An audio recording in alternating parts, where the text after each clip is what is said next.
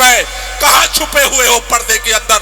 अगर मणिपुर जैसे लोगों के सीने पर आपके सत्ता के संरक्षण में अगर लोगों के पेट पर लात मारा जाता रहेगा, अगर लोगों की आबरू पर लात मारा जाता रहेगा, यकीन मानो इस देश के लोगों की आह 2024 के चुनाव में इंडिया को जिताने जा रही है और मोदी को हराने जा रही है। इसलिए आपको डर लगता है। पूरे देश में आवाज उठ रही है, अगर मणिपुर को न्याय नहीं मिला, मणिपुर में अगर शांति स्थापित नहीं हुई, मणिपुर का मुख्यमंत्री बर्खास्त नहीं हुआ, मोदी जी आकर के संसद में जवाब नहीं दिए, मणिपुर के हिंसा, मणिपुर के अंदर दर्दनाक घटनाएं, घिनौनी घटनाएं, सारी दरिंदगी के खिलाफ आज पूरे देश में आवाज उठ रही है।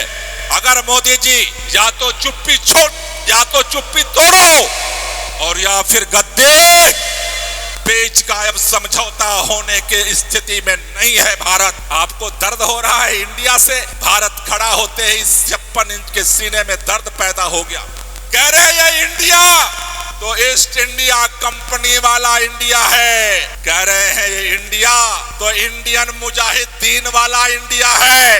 देश के गृह मंत्री कह रहे हैं चर्चा के लिए भाजपा तैयार है और विपक्ष भाग रहा है। भाजपाइयों, तुम्हारे पास अब बहाना नहीं बचा है। मणिपुर के उस बच्चे के दर्द को तुम्हें इस बात के लिए खड़ा होना पड़ेगा, उस दर्द का हिसाब देना पड़ेगा। आज हजारों बच्चे मणिपुर के हिंसा में गायब हो चुके हैं। माएं बिलख रही है, हमारा बेटा कहां गया। बहनों के साथ जो अत्याचार हुआ है वीडियो के माध्यम से आज पूरे देश और दुनिया के सामने आ चुका है। घर जलाए जा चुके, एक एक दिन का जोड़ करके लोग झोपड़ियां बनाते हैं, अपना घर बनाते हैं, अपना आशियाना बनाते हैं, जल करके खाक हो चुका है। और तुम कहते हो मणिपुर पे चर्चा हम तब करेंगे जब राजस्थान पे चर्चा होगी। शर्म नहीं आती भारतीय जनता पार्टी के लोगों को? मणिपुर में हिंसा बंद करो, लोकतंत्र की हत्या बंद करो। संसद के अंदर भारतीय जनता पार्टी के नेता खड़े होते हैं और पूछते हैं कि मणिपुर पे अगर चर्चा चाहते हो तो राजस्थान की भी चर्चा करो। कहते हैं मणिपुर पे चर्चा चाहते हो तो विपक्ष के जो अलग अलग राज्य हैं वहां की स्थितियों पर चर्चा करो। मैं भारतीय जनता पार्टी के नेताओं से कहना चाहता हूं कि यह देश दिल्ली पे भी चर्चा करना चाहता है, यूपी पे भी चर्चा करना चाहता है, कश्मीर पे भी चर्चा करना चाहता है, एमपी पे भी चर्चा करना चाहता है, राजस्थान पे भी चर्चा करना चाहता है। मां भारती के गर्भ में पैदा हुई हर एक बेटी के आबरू पर जहां भी संकट आता है उस पर चर्चा करना चाहता है। लेकिन इसके बहाने पिछले 90 दिनों से 3 महीने हो गए मणिपुर के लोग जिस दर्द को महसूस कर रहे हैं। भाजपाइयों, तुम्हें आंख बंद करके इधर उधर नहीं जाने देंगे।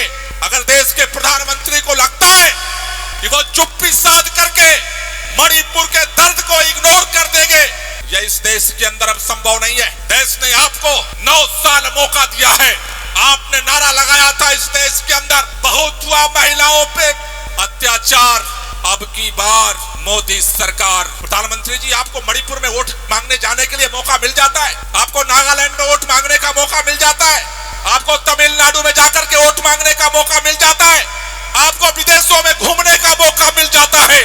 और अगर आप ये समझते हो कि सत्ता में बैठे हो, तुम्हारे पास ईडी है इसलिए विपक्ष लोगों की आवाज दबा देंगे, तुम्हारे पास सीबीआई है इसलिए देश की आवाज दबा देंगे। मैं कहना चाहता हूं, अंग्रेजों को भी यही लगता था कि उसके राज में सारी ताकत उसके पास है, लेकिन मां भारती के यही बेटे बेटियों के पूर्वज थे।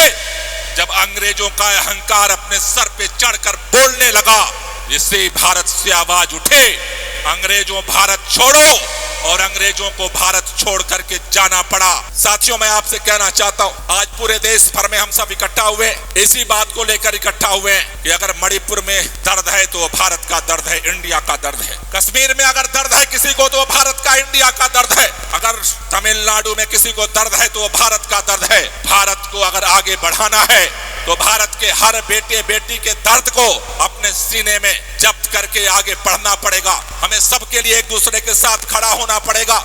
और इसीलिए आपसे कहना चाहता हूं, ये लड़ाई, ये आवाज हमें घर घर पहुंचानी है। आज की तारीख में इस आवाज को इस मंच के माध्यम से हम ये भी कहना चाहते हैं, आज का आवाज को संसद में उठाने के कारण हमारी पार्टी के राज्यसभा सांसद संजय सिंह को जिस तरह से निलंबित किया गया है, आज ये पूरा सदन, आज सड़क पर उतरे हुए सभी लोग इस बात की मांग करते हैं, संजय सिंह का निलंबन वापस लो। डरो मत, सदन में आओ। विपक्ष के सामने मणिपुर को शांत करने की क्या कार्य योजना है, सदन के सामने आकर के अपनी बात रखो। पार्लियामेंट का केवल उद्घाटन करने से पार्लियामेंट का मान सम्मान नहीं बढ़ता। पार्लियामेंट का मान सम्मान सत्ता पक्ष और विपक्ष की देश के प्रति जिम्मेदारियों के निर्वहन से पैदा होता है। मोदी जी, मैं आपसे कहना चाहता हूं, आज खोलो या कल मुंह तो खोलना पड़ेगा। मुंह खोले बगैर ये देश आपको नहीं छोड़ेगा। अगर आज आप चुप रहोगे 2024 में देश में जाकर के बोलने लायक नहीं बचोगे। वोट के लिए तो जाना पड़ेगा ही लोगों के बीच में। आज अगर चुप्पी तोड़ोगे तभी यह देश आपको सुनने को तैयार है। राज्यसभा सांसद संजय सिंह का सस्पेंशन वापस लो, वापस लो। संजय सिंह का सस्पेंशन वापस लो, वापस लो, वापस लो। लोकतंत्र की हत्या बंद करो, बंद करो, बंद करो। लोकतंत्र की हत्या बंद करो, बंद करो, बंद करो। मणिपुर में हिंसा बंद करो, बंद करो, बंद करो। मणिपुर में हिंसा बंद करो, बंद करो, बंद करो। मैं बोलूंगा लड़ेंगे और आप सबको बोलना है जीतेंगे। दोनों हाथ ऊपर करके मैं बोलूंगा लड़ेंगे और आपको बोलना है। जो लोग इस लड़ाई में शामिल होने आए हैं, पूरी ताकत से आवाज पहुंचनी चाहिए। संसद परिसर में हम प्रवेश नहीं कर सकते, लेकिन हमारे पार्टी के सांसद, हमारे नेता संजय सिंह अकेले दम पर पूरी पार्लियामेंट के सामने इस मोदी की हुकूमत से लड़ रहे। हमें यहां से आवाज, उनको आज यहां आना था। हमारे राज्यसभा सांसद संदीप पाठक जी को आज यहां आना था, राघव चड्ढा जी को आज यहां आना था, लेकिन उन्होंने मोर्चा संभाला हुआ है, दिन रात वहां पे आंदोलनरत है। इसलिए उनकी आवाज, उनकी लड़ाई को मजबूत करने के लिए हमें नारा लगाना है, लड़ेंगे, जीतेंगे, लड़ेंगे, जीतेंगे, लड़ेंगे, जीतेंगे, लड़ेंगे, जीतेंगे, लड़ेंगे, जीतेंगे, लड़ेंगे, जीतेंगे। संजय सिंह संघर्ष करो, हम तुम्हारे साथ हैं। संदीप पाठक संघर्ष करो, हम तुम्हारे साथ हैं। राघव चड्ढा संघर्ष करो, हम तुम्हारे साथ हैं। लड़ेंगे, जीतेंगे, लड़ेंगे, जीतेंगे, लड़ेंगे। जीतेंगे। भारत माता की जय। बहुत बहुत शुक्रिया, बहुत बहुत धन्यवाद।